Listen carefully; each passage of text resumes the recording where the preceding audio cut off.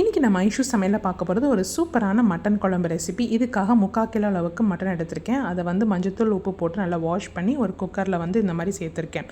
இதில் 1 டீஸ்பூன் அளவுக்கு மிளகு சீரகம், ஒரு 5-6 சின்ன வெங்காயம், அதுக்கப்புறம் பார்த்திங்கன்னா 3 பல்லளவுக்கு பூண்டு, 1 இன்ச் அளவுக்கு இஞ்சி, 2 டீஸ்பூன் அளவுக்கு மிளகாய் தூள் சேர்த்துக்கிறேன், 1/4 டீஸ்பூன் அளவுக்கு மஞ்சத்தூள், 1 டீஸ்பூன் அளவுக்கு மல்லித்தூளும் சேர்த்துட்டு தேவையான அளவு உப்பும் சேர்த்துக்கலாம். சேர்த்துட்டு ஒரு 1/2 கப் அளவுக்கு தண்ணி சேர்த்துட்டு இது ஒரு 5 விசில் விட்டு எடுத்து வைக்கலாம்.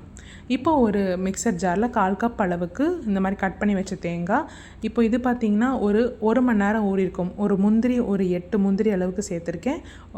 ஒரு டேபிள் ஸ்பூன் அளவுக்கு கசகசா சேர்த்துட்டு நல்லா 1 மணி நேரம் ஊற வச்சக்கப்புறம் இந்த மாதிரி அரைச்சி எட்டு வந்துடலாம் மை போல்.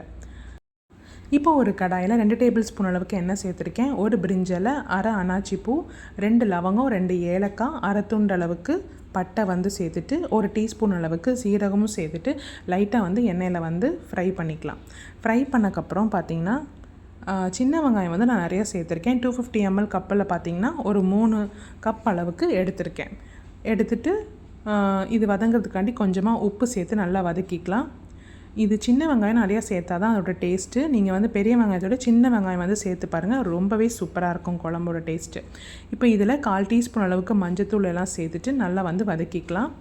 அதுக்கப்புறம் பார்த்திங்கன்னா 1/2 டேபிள் ஸ்பூன் அளவுக்கு இஞ்சி பூண்டு விழுதும் சேர்த்துட்டு நல்லா வதக்கிட்டு அதுக்கப்புறம் பார்த்திங்கன்னா மிளகாய் தூள் சேர்த்துக்கலாம். 2 டேபிள் ஸ்பூன் அளவுக்கு மிளகாய் தூள் சேர்த்துக்கலாம். அதுக்கப்புறம் பார்த்திங்கன்னா 2 டேபிள் ஸ்பூன் அளவுக்கு மல்லித்தூளும் சேர்த்துக்கலாம். சேர்த்துட்டு கொஞ்சம் ஒரு 2 நிமிஷம் போல் வதக்குங்க. வதக்கினக்கப்புறம் இதில் 2 தக்காளி, சின்ன சைஸ் தக்காளி நான் கட் பண்ணி எடுத்து வச்சுருக்கேன். அதையும் சேர்த்துட்டு கொஞ்சமாக தண்ணி விட்டு நல்லா மசிஞ்சு வரணும். அதனால் கொஞ்சமாக தண்ணி விட்டு மூடி வச்சிடலாம். 5 நிமிஷம் போல் நல்லா குக் பண்ணி எடுத்துக்கலாம். அப்போது இது நல்லா மசிஞ்சு வரும். இப்போ நல்லா பார்த்திங்கன்னா நல்லா எண்ணெய் பிரிஞ்சு வந்திருக்கு.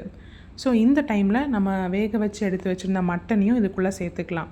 சேர்த்துட்டு அதில் உள்ள சூப் இருக்குல்ல, அதையும் இதில் சேர்த்துக்கலாம். நீங்கள் உங்களுக்கு வேணும்னா நீங்கள் வீட்டில் சூப்பு குடிப்பாங்க அப்படின்னா அதை கொஞ்சம் தனியாக எடுத்து வச்சுக்கோங்க. சூப்புக்காக தான் நான் இத்தனை ஸ்பைசஸ் ஆட் பண்ணி அதை வேக வச்சு எடுத்து வச்சுருந்தேன். அது இல்லைனா நீங்கள் சும்மா மஞ்சத்தூள், மிளகாய்த்தூள், உப்பு மட்டும் சேர்த்து வேக வச்சு எடுத்துக்கலாம். கொஞ்சமாக இருந்த மட்டன் ஸ்டாக்கையும் இதில் நான் சேர்த்துருக்கேன். சேர்த்தக்கப்புறம் நம்ம தேங்காய் பேஸ்ட் அரைச்சி வச்சுருந்தோம் இல்லையா, அதையும் சேர்த்துட்டு இந்த இடத்துல தண்ணியை அட்ஜஸ்ட் பண்ணிக்கோங்க. உங்களுக்கு எந்த அளவுக்கு குழம்பு வேணுமோ அந்த அளவுக்கு கொஞ்சம் அட்ஜஸ்ட் பண்ணிக்கோங்க. கொஞ்சம் கொதிச்சக்கப்புறம் ஒரு 2 டேபிள் ஸ்பூன் அளவுக்கு மட்டன் மசாலா சேர்த்துருக்கேன். மட்டன் மசாலா சேர்த்துட்டு நல்லா கிளறி விட்டுக்கலாம். இப்போ மட்டன் மசாலா சேர்த்துருக்கனால மூடி ஒரு 2 நிமிஷம் போல் நல்லா குக் பண்ணி எடுத்துடலாம்.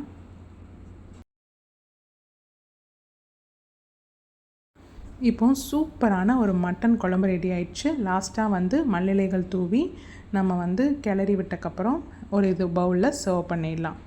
ஸோ இதே மாதிரி அளவுகளோடு செஞ்சு பார்த்துட்டு எப்படி இருக்குன்றதை கமெண்ட் செக்ஷனில் சொல்லுங்கள். மறக்காமல் ஐஷு சமையலை சப்ஸ்கிரைப் பண்ணிக்கோங்க. நெக்ஸ்ட் ஒரு நல்ல ரெசிபியோடு சந்திக்கலாம்.